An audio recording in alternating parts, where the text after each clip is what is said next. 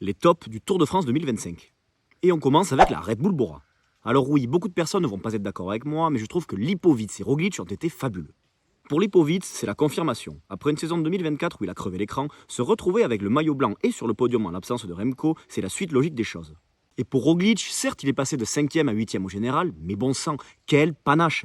Plutôt que de s'accrocher à cette 5e place comme une moule à son rocher, Primoz a préféré partir à l'avant et tenter de renverser la course, quitte à tout perdre.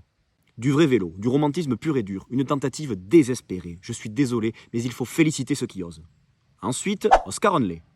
4e du Tour Down Under, 5e de l'UAE Tour et 3e du Tour de Suisse, Onley a largement dépassé les attentes sur ce Tour de France en terminant 4e.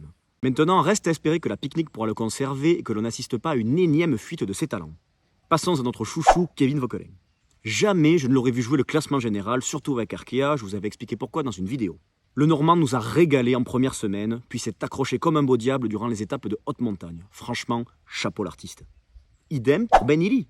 Vainqueur d'étape, maillot jaune, 9e au général, la consécration pour le coureur frisson par excellence. Jonathan Milan est aussi dans mes tops pour ce Tour de France. Pour sa première participation, il lève 2 étapes et ramène le maillot vert. Le successeur de Petacchi n'est-il pas enfin ici pour l'Italie? Naturellement, je dois citer Pogacar. A priori diminué suite aux Pyrénées, le Slovène a donné une leçon de sang-froid au monde entier en gérant parfaitement la course du Mont Ventoux jusqu'aux Champs-Élysées. Il tient là son 4e Tour de France, félicitations. Enfin, pêle-mêle, j'ai envie de parler de Michael Storer qui a pris part à plusieurs échappées. De Wout van Aert et de l'étape parisienne, du pur cyclisme, du vrai divertissement.